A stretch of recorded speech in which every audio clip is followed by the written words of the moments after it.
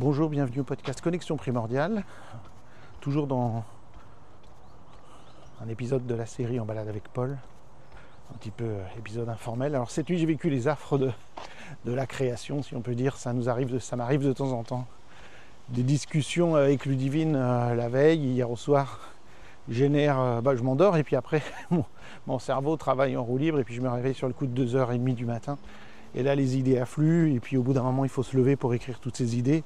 C'est ce qui s'est passé. Alors pourquoi ? Parce que, pour vous expliquer un peu les choses évoluent beaucoup dans la conception de l'IMP. Bien sûr, les premiers cours sous le nom IMP, Intégration Motrice Primordiale, ont eu lieu en 2011. Donc ça veut dire que j'ai travaillé sur ce projet pendant un an, avant ça en 2010. Et puis depuis 2011, les choses ont évolué, parce qu'on a appris des choses nouvelles, on s'est formé à de nouvelles choses.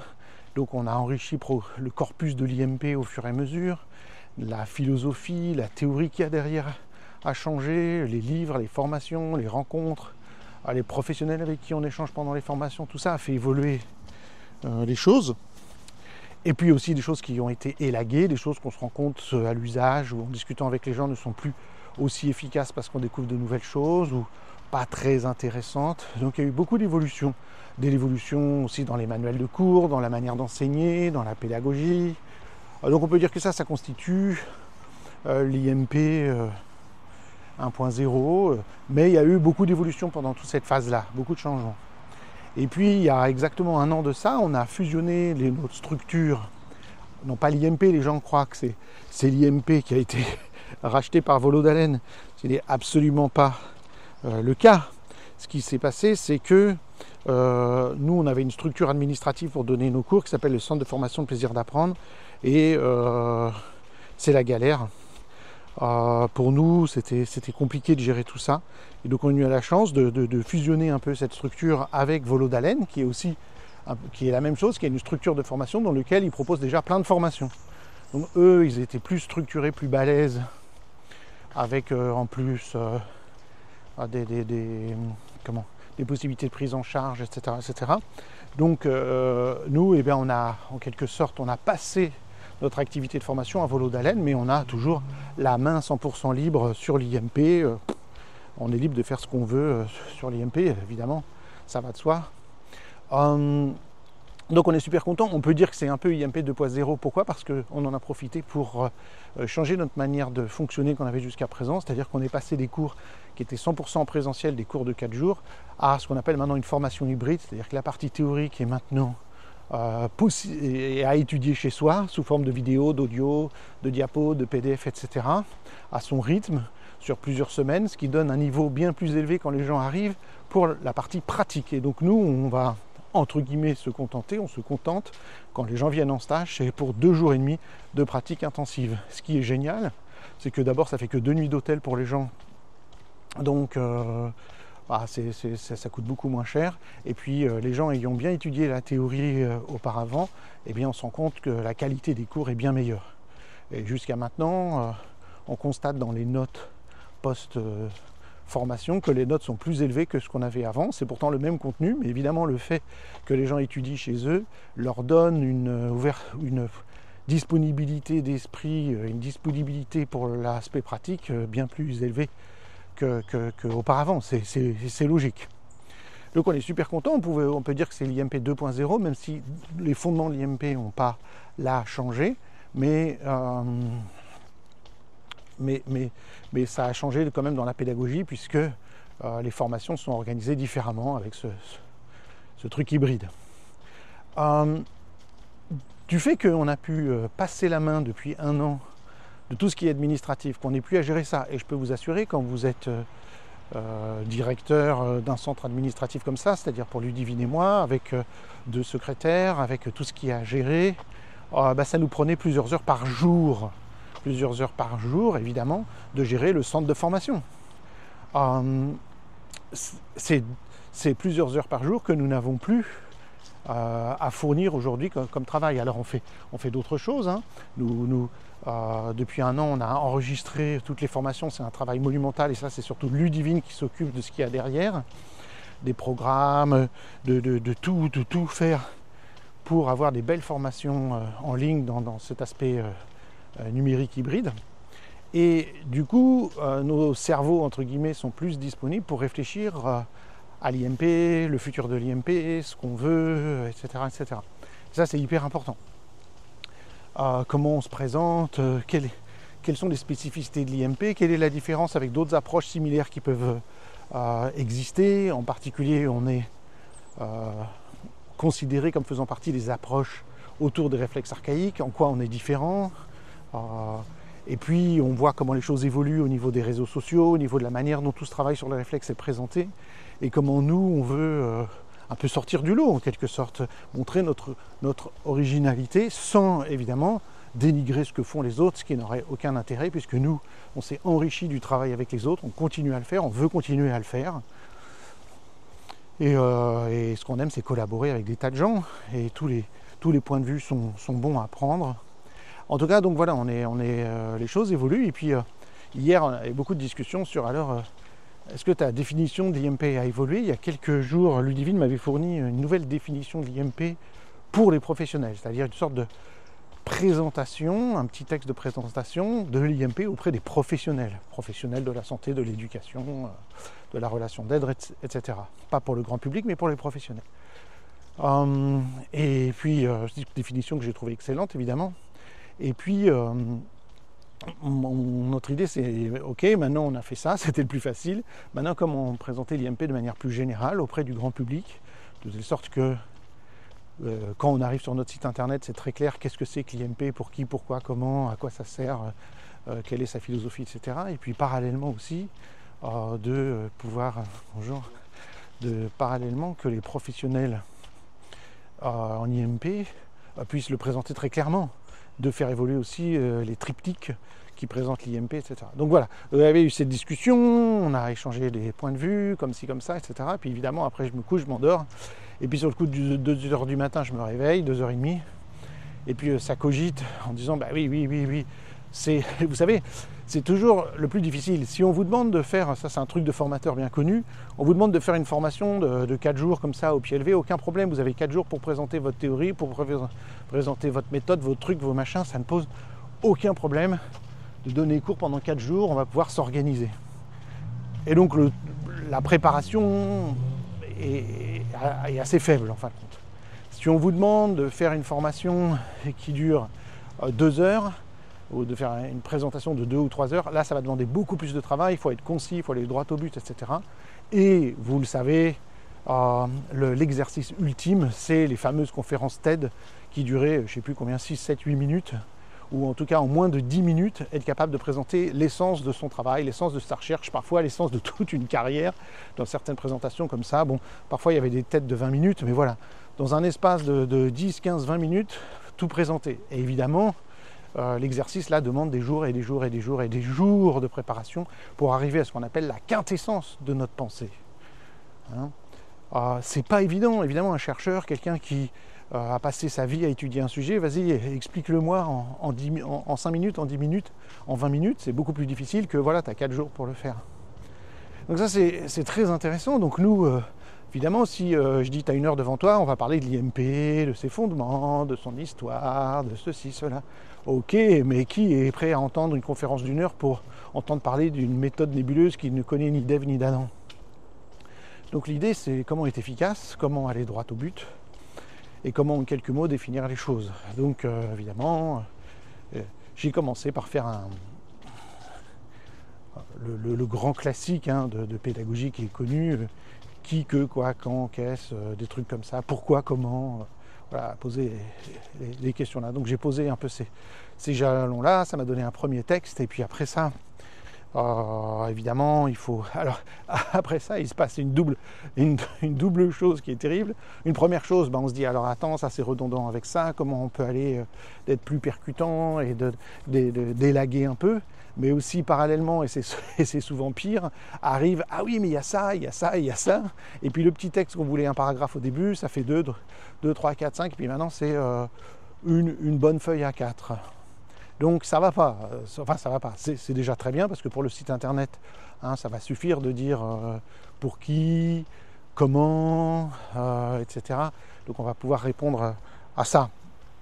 Donc voilà, c'est des choses qui se passent la nuit régulièrement, on discute d'un sujet et puis le cerveau, on suppose, dans la première partie du sommeil, et notre inconscient, notre cerveau travaille comme ça à notre insu, puis tout d'un coup on se réveille, et puis l'esprit a des tas de choses à dire. C'est l'importance de la nuit.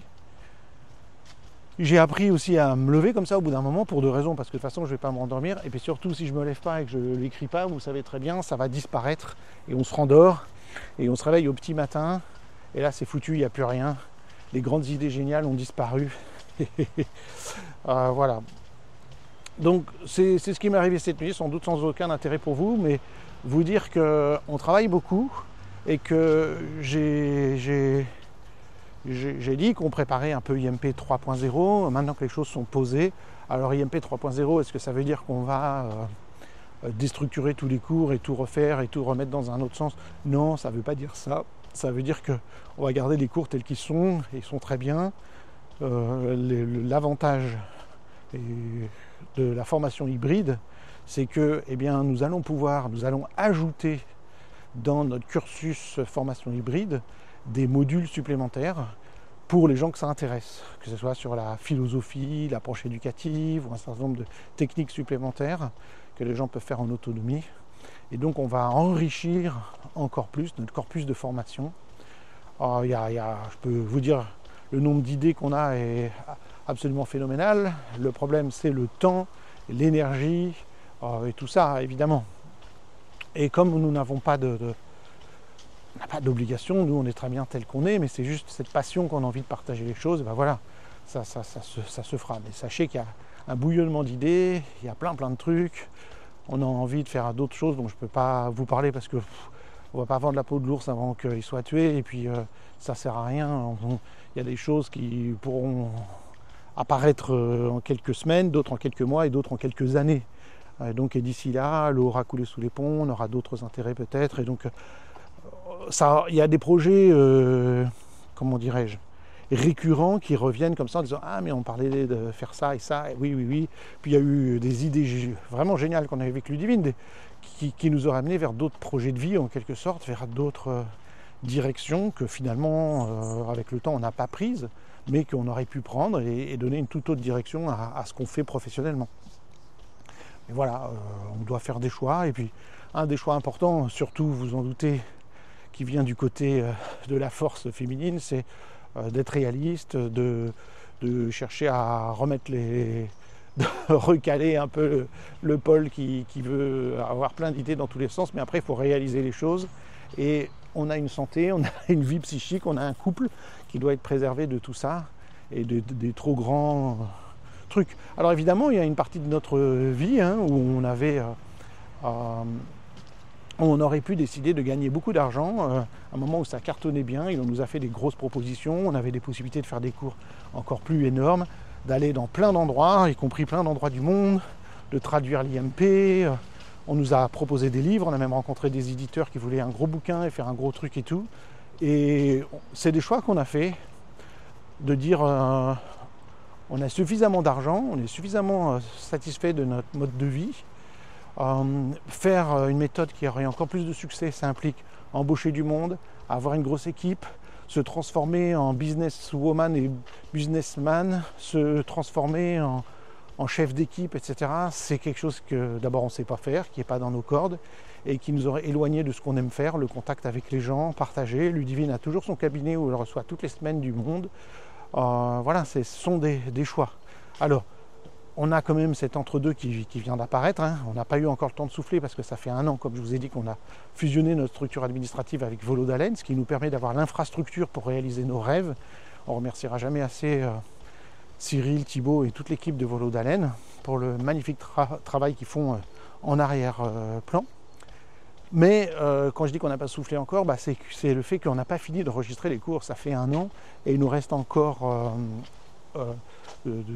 un cours à finaliser, presque terminé, et puis un cours entier enregistré dont on n'a même pas commencé le début, du commencement du début de rien du tout. Donc c'est encore énorme, ça va nous prendre encore 2-3 mois. Évidemment, vous savez, c'est le genre de truc que si on savait à l'avance le boulot que ça exigeait, est-ce qu'on l'aurait fait? Voilà, c'est ça le truc. Si j'avais su, je ne serais pas venu, comme c'est dans la guerre des boutons.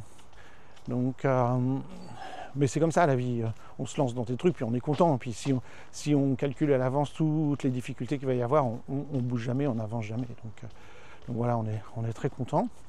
On est conscient aussi du gros bazar qu'il y a avec Internet, les réseaux sociaux, etc. Où tous les gens qui travaillent autour des, entre guillemets, réflexes cherchent à gagner du clic. Et il y a des gens qui sont de bonne foi, il y a des gens qui sont de mauvaise foi, il y a des gens qui font du mauvais boulot consciemment, il y a des gens qui font du mauvais boulot inconsciemment. Qu'est-ce que j'appelle du mauvais boulot consciemment? C'est-à-dire des gens qui savent, je fais des bonnes formations, mais derrière je fais un peu de la merde sur les réseaux sociaux pour attirer les gens vers moi, et puis après dans mes cours je fais du bon boulot. Mais voilà, je fais un peu l'aspect pub.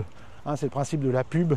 La pub, c'est merveilleux, c'est magique, c'est extraordinaire. Cette voiture est la plus géniale du monde. Messieurs, si vous achetez cette voiture, toutes les femmes vont vous sauter dessus. Mesdames, si vous faites ceci, cela, bref, tout ira bien dans votre vie. C'est le principe de la pub. Évidemment, on est toujours déçus. Donc voilà. Ludivine et moi, on fait un choix absolument drastique où on est très peu présent sur les réseaux sociaux. En particulier, on a juste une page Facebook pour l'IMP où Ludivine met un peu les nouvelles des formations, de ce qui se passe un petit peu. Mais on ne fait pas de racolage sur les réseaux sociaux, enfin je ne pense pas que ce soit considéré comme ça. La seule chose qu'on fait, c'est qu'on aime s'inscrire dans le temps long, donc on a le podcast d'un côté bien entendu, et notre chaîne YouTube. Et c'est différent la chaîne YouTube, c'est la vidéo, c'est ce qu'on fait, c'est pas de la publicité, c'est pas du clic. On dit ce qu'on a à dire et puis c'est tout. Les gens aiment, ils mettent un like, un petit cœur ou un point vers le haut, je sais pas, un doigt vers le haut. Mais voilà, on a un Instagram sans rien dessus, juste pour dire on existe. On n'a pas de TikTok, on n'a pas de tout ça. Et comme j'ai indiqué dans un épisode précédent, on souhaite pas le faire. C'est trop d'énergie et surtout ça heurte notre philosophie.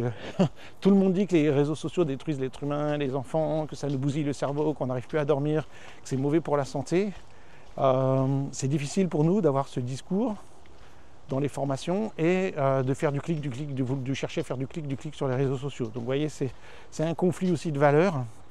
Dans le même genre de choses, si vous avez suivi des formations avec nous ou si vous allez en faire, vous verrez que on ne prend jamais les pauses qui sont proposées par les hôtels, non pas parce qu'on est pingre et que c'est vrai que ça coûte cher, ils font payer cher, genre 6 ou 7 euros par pause pour un malheureux croissant et une petite boisson. Mais c'est parce que la bouffe qui est proposée, c'est en général, enfin c'est pas en général, c'est toujours la bouffe industrielle, de mauvaise qualité et mauvaise pour la santé, que nous on dit bah non, il ne faut pas manger ces genres de choses, enfin c'est pas idéal. Et puis on fournirait ça à nos stagiaires, donc voilà, donc qu'est-ce qu'on fait nous? Soit on est tout simplement d'abord on n'a pas besoin de bouffer tout au long de la journée, donc c'est ce qu'on pense, donc il n'y a pas de raison. Et puis soit on met, on met toujours juste des tisanes bio à disposition des gens, voilà, une petite eau chaude bien sûr, ça c'est chouette. Et puis aussi quand on met des choses à manger, on apporte des choses du magasin bio, c'est du cacao 85%, et c'est bio, et puis des noisettes, des amandes, des oléagineux, voilà, des choses qu'on sait bonnes pour la santé et qui vont favoriser la concentration de nos élèves, voilà. Donc ça c'est plus une histoire, c'est pas de pingrerie, parce qu'acheter des trucs comme ça bio, c'est pas donné non plus, mais c'est plus en phase avec nos valeurs que la bouffe industrielle distribuée aux stagiaires. Donc vous voyez, il y a ça, et les réseaux sociaux, c'est pour moi, si ça tenait qu'à moi, il n'y aurait même pas de page Facebook. Simplement, je sais que le Facebook permet de faire un petit peu de réseau pour les anciens. Ils se sentent voilà, en lien avec nous. Donc voilà, c'est ce qu'on fait. Mais ce n'est pas dans le but de faire du clic. Voilà un peu des petites nouvelles de ce qui se passe pour nous ces temps-ci. Je suppose, j'espère en tout cas à l'heure où vous écouterez ce podcast, je ne le garantis pas. J'ai en général un décalage d'une semaine entre le moment où j'enregistre ou le moment où le podcast est publié. Donc j'ose imaginer que dans une semaine, la nouvelle définition que je suis en train de travailler, puis que Ludivine n'a pas encore vue, parce que là je suis en train de faire ma promenade, et puis je lui montrerai un peu plus tard dans la matinée ma proposition. On va sûrement faire des allers-retours et du travail dessus. Donc, mais j'espère que ce sera publié sur la manière dont je vois les choses, c'est sur la page d'accueil de l'IMP, sur reflex.org. Il y aura un onglet qui dira qu'est-ce que l'IMP, voilà. et puis je vais mettre cette définition. Voilà, je trouve que c'est chouette d'avoir ça. C'est un peu bizarre, hein, ça a manqué. Ludivine a fait la remarque que je trouve très judicieuse, que le site s'adresse plus aux gens qui veulent se former à l'IMP qu'au grand public. Or, on veut que le grand public soit aussi informé de qu'est-ce que l'IMP, où trouver. Ça existe déjà, il y a une carte, mais pourquoi l'IMP peut être intéressante pour eux, pour leurs enfants, pour leurs proches, etc. Comment ça fonctionne, et puis comment trouver un professionnel. On veut que, en fait, ce qu'on aimerait, c'est que l'IMP existe en tant que tel et que des gens soient dans une démarche de rechercher spécifiquement l'IMP, pas du réflexe archaïque à intégrer à tout prix, mais la démarche IMP qui est une approche éducative qui implique la personne.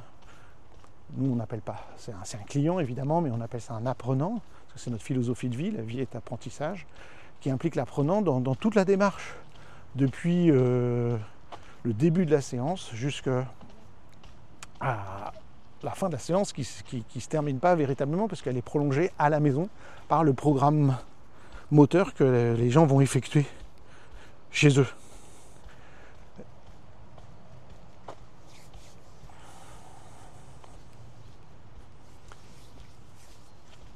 Donc voilà un petit peu, une petite pause respiratoire, voilà un petit peu des petites nouvelles, là où on en est. C'est juste parce que cette nuit, voilà, tout ça me trottait dans la tête pour vous faire part de nos processus de pensée, de notre manière de fonctionner, encore une fois de notre philosophie, de comment on voit les choses, de où on va. Donc voilà. Dites-moi si ce type d'épisode, en mettant un commentaire,